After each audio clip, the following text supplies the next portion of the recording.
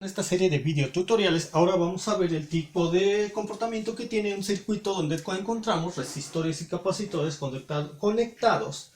Ya se puede considerar en serie o ya se puede considerar en paralelo. Aquí tenemos capacitor, resistores, fuente de voltaje. Tenemos una red de corriente directa y generalmente para esta unidad de aprendizaje manejaremos circuitos que poseen una red que poseen la corriente directa, que es aquella en la cual la fuente de voltaje proporciona una alimentación constante, la cual no varía. Aquí está desde 15 volts. Es el circuito más fácil de manejar. Y dirán, ¿por qué no manejamos la corriente alterna? La corriente alterna, en la cual su valor varía en un periodo de tiempo, bueno, repitiéndose a lo largo de periodos de tiempo, la van a manejar en otras unidades de aprendizaje. De hecho, cuando ustedes manejan corriente alterna, van a tener capacitores, resistores, bobinas, y las bobinas pueden tener inductancias, acoplamientos magnéticos entre ellas. De tal manera que el circuito resulta en una mayor complejidad. De hecho, si ustedes van a cualquiera de los dos canales, se muestran, gracias al método de mallas y al método de nodos, este tipo de circuitos de una red de corriente alterna, donde obtienen caídas de voltaje, corrientes que circulan a través de bobinas, capacitores y resistores, donde manejamos la corriente alterna.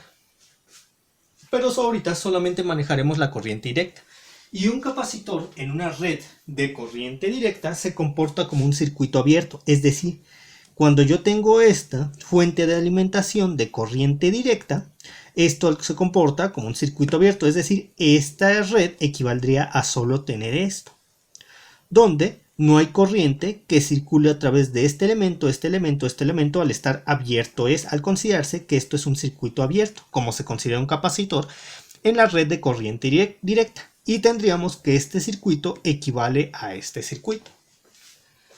Para poder comprender mejor este concepto, ahora vamos a tener a esta red eléctrica. Tenemos un capacitor. Como el capacitor en la red de corriente directa, siendo que aquí tenemos un 12 volts de alimentación constante, se comporta como un circuito abierto, quiere decir que esta rama no existe para la interpretación del circuito, quedando de esta manera.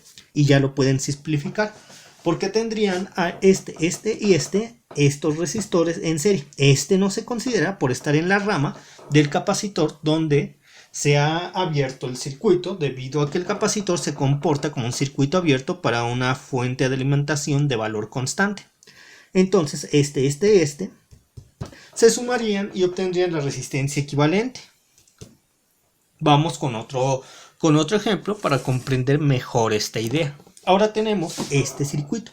Nosotros sabemos que una fuente de alimentación de valor constante está alimentando a la red eléctrica. Entonces esto se abre y tendríamos este circuito donde tenemos un capacitor, otro capacitor, que serían y de nuevo se puede simplificar a través de la suma, dado que son resistores que se encuentran en serie. Algo importante a destacar. Por ejemplo, ¿qué pasaría si ustedes les preguntan cuál es la caída de voltaje que se presenta entre las terminales del capacitor para este circuito?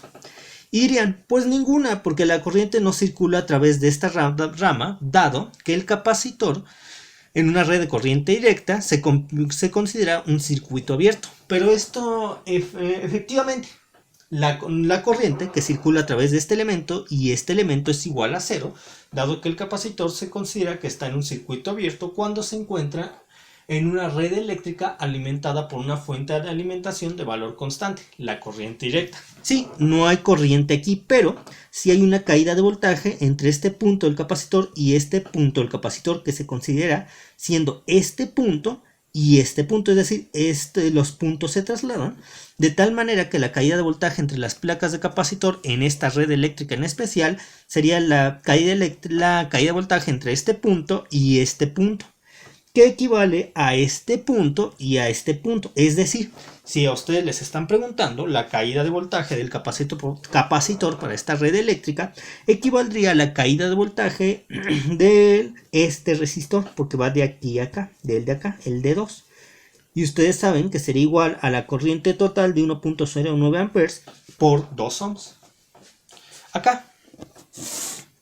¿Qué tal si les piden la caída de voltaje para estos dos capacitores o en esta red eléctrica que maneja la corriente directa, debido a que la fuente de alimentación tiene un valor constante?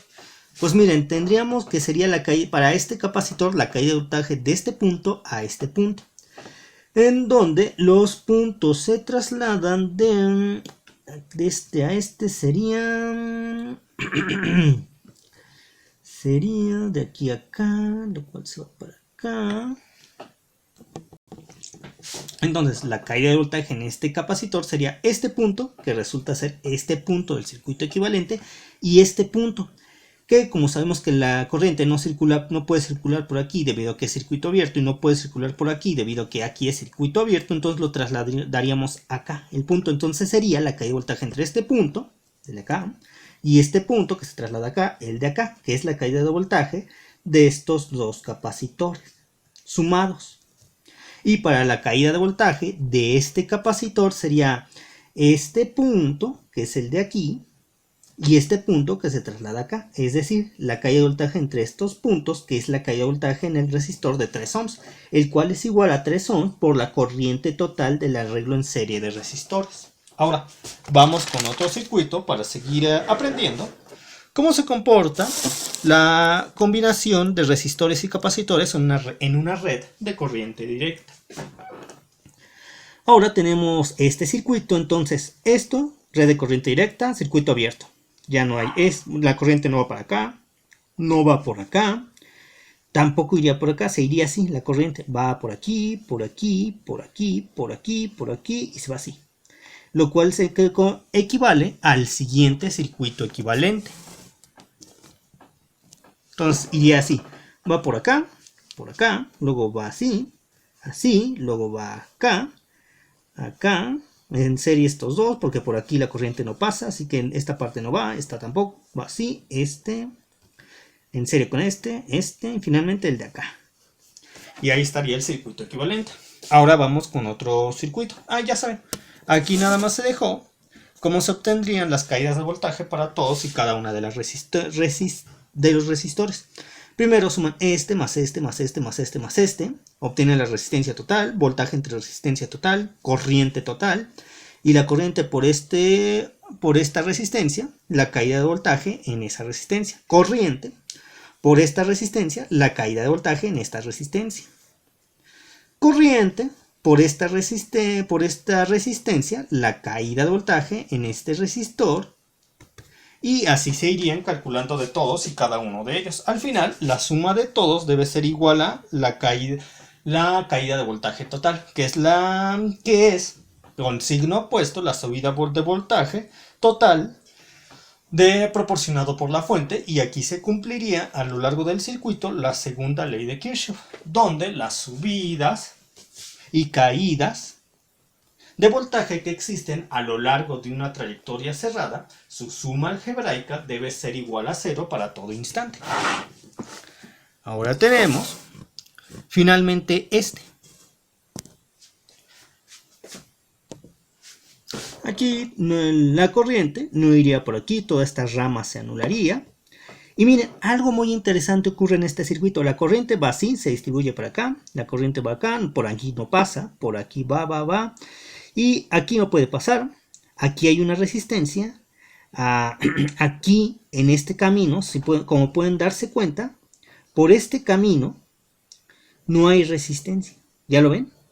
Aquí no puede pasar, aquí hay resistencia, aquí no puede pasar, aquí hay una resistencia, si va así se va a encontrar con una resistencia, aquí no puede pasar, entonces no puede irse bueno, aquí le ofrecen resistencia, aquí no puede pasar. Aquí, si se va así la corriente, hay resistencia. Si se va así, no puede pasar. Si se va por acá, no puede pasar. Entonces, recuerden, la corriente es floja.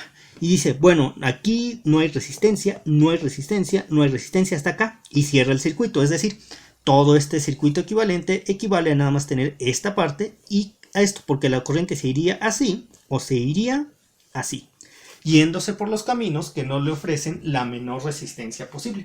Y si hay una línea continua donde no hay resistencia, obviamente la va a tomar y ya no se va a ir por los otros caminos donde hay resistencia o simplemente no puede pasar. Y todo este circuito quedaría reducido de esta manera. Y ya pueden calcular fácilmente la resistencia equivalente. Dos resistores en paralelo se simplifican. 6 por 2 entre 6 más 4. ¿Dónde está? Ah, ya lo hice en automático. Pues sí, esto es 2.24. Aquí está. 6 por 2 entre 6 más 4, 2.4. Este de acá, ahora tenemos este circuito equivalente, esta y esta se suman, y así obtendrían la resistencia total del arreglo. Para lo cual, ustedes ya saben que como estas están en serie, la caída de voltaje aquí, la caída de voltaje aquí, bueno, la primera aquí, sería igual a la corriente total por la resistencia en este punto, mientras que la caída de voltaje aquí sería igual a la corriente total por la resistencia en este punto. Sumando ambas les tiene que dar esto. Ahora, si ustedes quieren saber qué corriente circula por aquí y por aquí, entonces ya saben que como es un arreglo en paralelo, la caída de voltaje será igual en estos dos resistores. Utilizando la ley de Ohm ya pueden saber la corriente que circula por aquí y por aquí, que sería para este caso en particular, tendríamos que la caída de voltaje que se presenta en esta resistencia equivalente es este de acá. Entonces será la misma aquí y aquí. La resistencia que circula aquí sería igual a 4.5 entre 6, esta de acá, mientras que la corriente que circula aquí sería igual a esto, 7.5, digo esta otra vez, porque la caída de voltaje que hay aquí es la misma que hay aquí, sería 4.5 entre 4, y ya sabemos la corriente que circula a través de este resistor. Y por el momento fue todo. Ya podemos definir cómo se comportaría la corriente y la caída de voltaje en un arreglo resistor y en un arreglo o en una red eléctrica donde se encuentran resistores y capacitores cuando nosotros estamos manejando la corriente directa, donde las fuentes de alimentación nos proporcionan un valor constante para el caso de la fuente de voltaje en voltaje y para el caso de la fuente de corriente en corriente. No he manejado fuentes de corriente porque no son muy comunes. Lo único que varía es que en vez de ser voltaje aquí es corriente. Y con ello la adecuada interpretación del circuito, pero no son muy comunes de utilizar, por eso es que no las he puesto.